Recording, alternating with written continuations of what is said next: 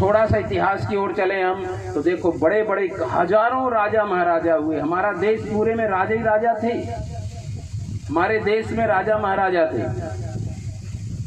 अनेक राजा हुए, उनका आज नाम भी नहीं जानते लोग। कितने लोग चले गए, माटी में खाक हो गए, मिल गए। लेकिन जब हरिश्चंद्र का नाम आता है तो आप सम्मान से लेते हैं। हरिश्चंद्र का नाम, महाराजा विक्रमादित्य का नाम, छत्रसाल का नाम हम गरिमा के साथ लेते हैं, क्योंकि इन महापुरुषों राजाओं ने आध्यात्म को स्वीकार किया। आध्यात्म और धर्म में बात बताऊं, अंतर क्या है? जैसे फली का छिलका ये मजहब है, और उसका जो बीज है, जैसे फली का छिलका साधन है और फली का जो अंदर दाना वो साध है। केले का छिलका साधन है, केले का मसाला साध है। ऐसे ही जो मजहब है उनको लोग धर्म कहते हैं। तो ये इनमें विरोधाभास है, एक का धर्म दूसरे को सूट नहीं करता।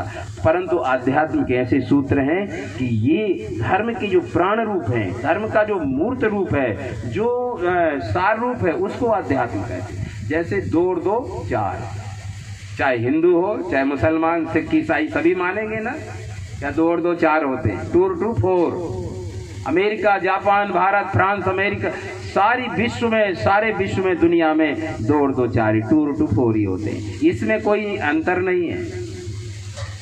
तो अध्यात्म की ऐसी बातें जो सबको, सब धर्मों को मानना पड़ी, सत्य, अहिंसा और दया, क्षमा, शील, संतोष, विवेक, विचार, ये मूलभूत सिद्धांतों को जो सबकी जरूरत है उनको हम अध्यात्म कहते हैं। और लोग धर्म को ना समझ करके, धर्म तो एक ही है, एक ही वचन है, बहुवचन होता ही नहीं है, और वो धर्म है सत्य, सनातन सत्य है। धर्म न दूसर सत्य समाना, आगम निगम पुराण बखाना। तो सत्य धर्म को ना जान करके छिलकों में लोग भूल जाते हैं, असार में। तो निश्चय कर माने तो उसको लोग संप्रदाय की ओर ले जाते खींच के, इसलिए आध्यात्म कहना पड़ता है। तो आध्यात्म में जिन राजाओं ने आध्यात्म को स्वीकार किया, महाराजा हरिश्चंद्र आज हमारे शरीर रूप से तो नहीं है ना, लेकिन वो सिद्धांत के रूप से हैं। आज भी मैं सुनता रहता हूं कितने लोग हरिश्चंद्र का नाम लेते हैं, कितने लोग महाराजा विक्रमादित्य का नाम लेते हैं। हिंदू संस्कृति का जो संबंध है वो कहां से आता है? विक्रम संबंध से माना जाता है। विक्रमादित्य के नाम से ही वो विक्रम संबंध हिंदुओं का लिखा गया है। कैलेंडर में देखना विक्रम संबंध लिखा रहता है। एक होता है ईसाई सन, ईसा मसीह हुए तब से ईसाई सन, जबकि ईसा मसीह तो फॉरेन विदेश के हैं और विक्रमादित्य हमारे देश के हैं।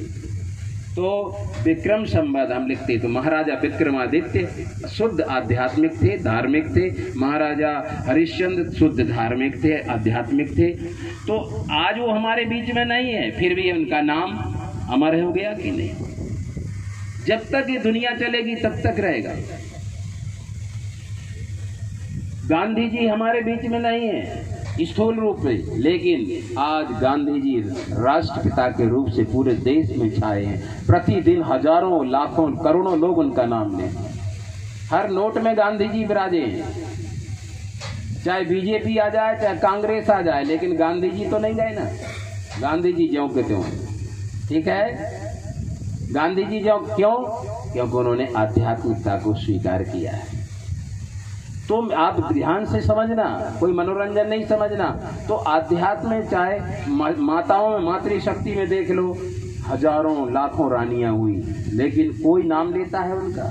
आज गरिमा के साथ जिन्होंने आध्यात्म स्वीकार किया, उनका नाम सम्मान से लेकर उनकी तस्वीरें बनती, उनके इतिहास लिखा गया, उनकी चर्चाएं होती हैं। रानी इंद्रमती का नाम आप गरिमा से लेते हैं। और मीराबाई, वो भी राजरानी थी।